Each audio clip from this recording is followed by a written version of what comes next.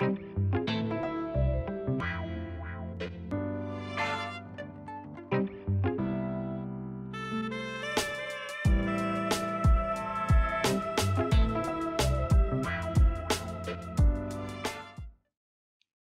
et bienvenue dans mon tout premier tutoriel vidéo où aujourd'hui je vous propose de découvrir à travers une astuce très simple comment créer un rayon de soleil sous Photoshop.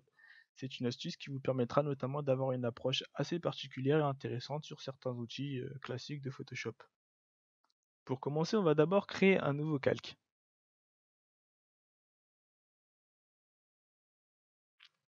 Et on va y rajouter justement notre première source de lumière là où on souhaite faire apparaître notre rayon de soleil. Donc pour ça, on va prendre l'outil pinceau ou raccourci clavier B en anglais, brush. Et on va y déposer notre première source de lumière. À noter que je vais prendre une opacité de 20%. On peut tout aussi bien taper, grâce à notre pavé numérique, la valeur de l'opacité de la broche. Ça va prendre automatiquement ce nombre. Donc 20% pour moi, et on est parti. Voilà.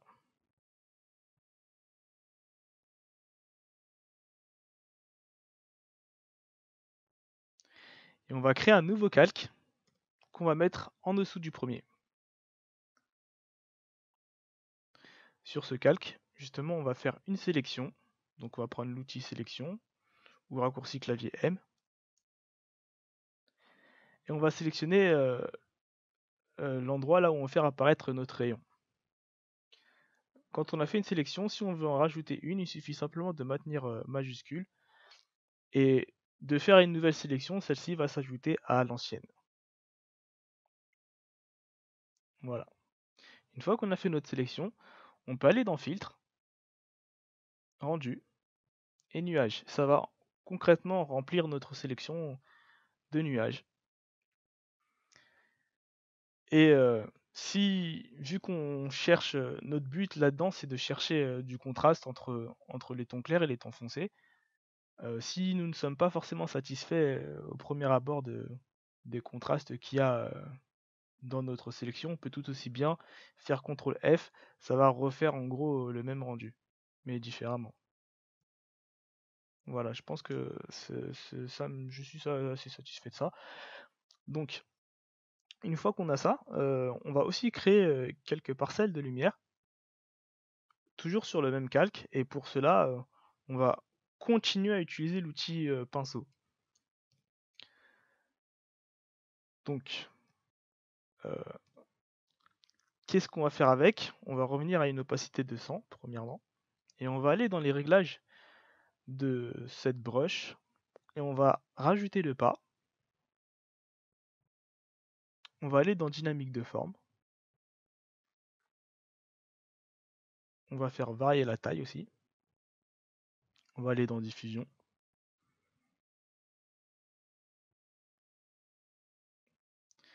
On va mettre une diffusion de 1000 et un nombre de, allez, 2. Et c'est parti. Et on va faire quelques petites parcelles aux alentours justement de cette source de lumière.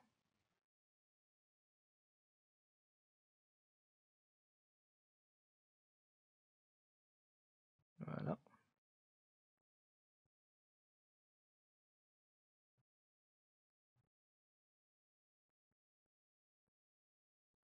Voilà. Donc, une fois cela fait, on peut tout aussi bien déplacer cette sélection. Il suffit justement de sélectionner cet outil. On va le placer au milieu. Donc, je cherche à avoir du contraste dans ce calque. Pour jouer sur les contrastes, Photoshop possède un outil super intéressant qui s'appelle Niveau. C'est un outil justement qui vous permet de visualiser à travers un histogramme tous les tons que compose l'image, aussi bien les tons clairs que les tons foncés. Pour y accéder, il y a 5 accès justement sur cet outil. dont 3 non destructifs et 2 destructifs. On appelle modification destructive une modification qui s'applique directement au calque et qui, de ce fait, après cette modification, ne peut pas être modifiée, à contrario de la modification non destructive où celle-ci crée un nouveau calque qui va interagir sur les calques qui sont en dessous. Ça nous permet notamment d'aller plus loin dans nos modifications et de réajuster ces mêmes réglages par la suite. Les accès, on va commencer par les non destructifs. Les accès non destructifs, donc il y en a 3. Le premier étant d'aller dans calque, nouveau calque de réglage et niveau. Hop.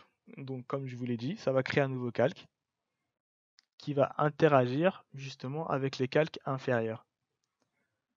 On peut voir justement si on modifie la luminosité et les contrastes, donc clair et foncé. Donc voilà. Si on veut qu'il s'applique seulement au calque inférieur et non à tous les autres calques inférieurs, il suffit simplement d'aller sur cette petite icône et ça va le clipper. Pardon.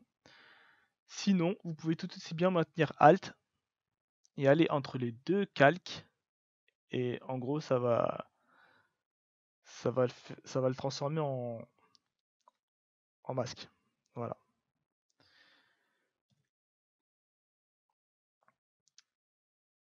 Un autre accès, le second, en gros, se trouve ici. Si vous ne l'avez pas, vous pouvez tout aussi bien le trouver dans Fenêtre, Réglages. Et ici, vous avez tous les réglages possibles, en gros, et il se trouve ici. Voilà. Le troisième accès se trouve à côté de la poubelle de nouveaux calques et de groupes dans calque de réglage. Et vous retrouvez exactement les mêmes calques de réglage et il se trouve ici.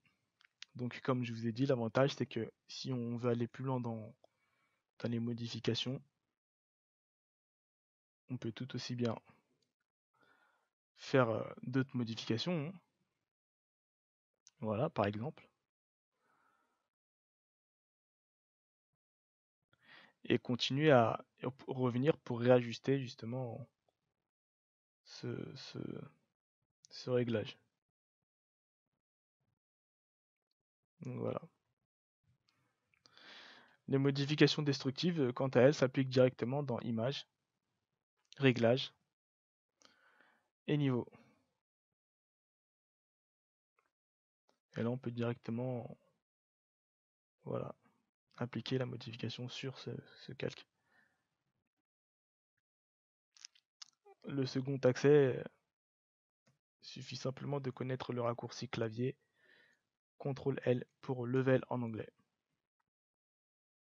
Donc nous, ce qui nous intéresse, je ne souhaite pas forcément avoir utilisé un calque de réglage, donc je vais directement appliquer cet effet sur mon calque. Donc CTRL-L, hop, je vais renforcer les tons foncés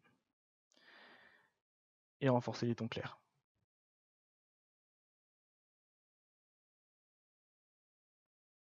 Voilà. À noter que on peut tout aussi bien, si vous êtes sur un autre exemple, modifier les tons par couche, que ce soit par couche rouge, vert ou bleu, ou CMJN si vous étiez en print. Hop. Donc on est bon. Ce qu'on va faire maintenant, on va découvrir un nouvel outil qui s'appelle le flou radial. Le flou radial, c'est un flou d'atténuation qui nous permet justement de simuler un flou de mouvement, que ce soit un flou de rotation, comme par exemple pour des roues des voitures qui seraient en mouvement, ou bien un zoom. Dans notre cas, ce sera un zoom. Donc pour cela, on va aller dans Filtre, Atténuation et flou radial. Donc on remarque qu'on a deux modes, donc soit la rotation, soit le zoom. L'intensité du zoom. Et hop, pour nous, ce sera un zoom. Et on peut également en placer le centre de ce zoom. Nous, on va placer ce centre là où apparaît la source de lumière, c'est-à-dire à peu près par là. Et je vais augmenter la valeur. Hop.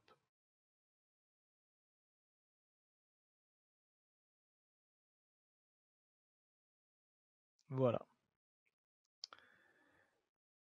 Donc, une fois que c'est fait, on va encore renforcer les contrastes.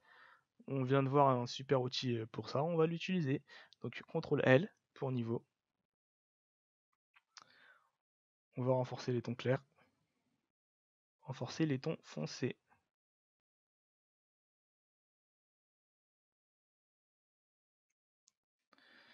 Voilà, c'est plutôt pas mal.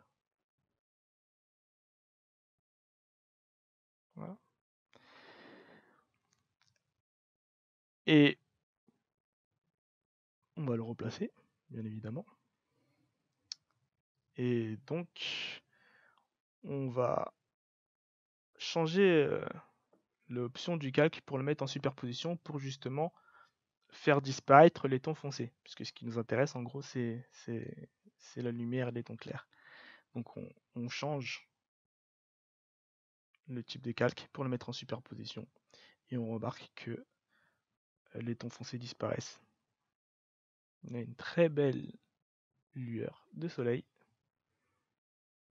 Et voilà. Vous groupez le tout.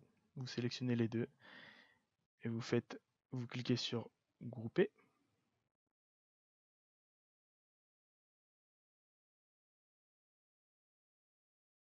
Voilà. Et voilà. Bah, je pense qu'on est bon. C'était le but de l'exercice. Donc voilà une astuce assez simple qui vous a permis de vous familiariser avec des outils de Photoshop. Ce petit tuto est maintenant terminé et j'espère qu'il vous a apporté plus de visibilité. Si vous avez aimé cette vidéo, n'hésitez pas à m'en faire part dans les commentaires. Et d'ici là, portez-vous bien.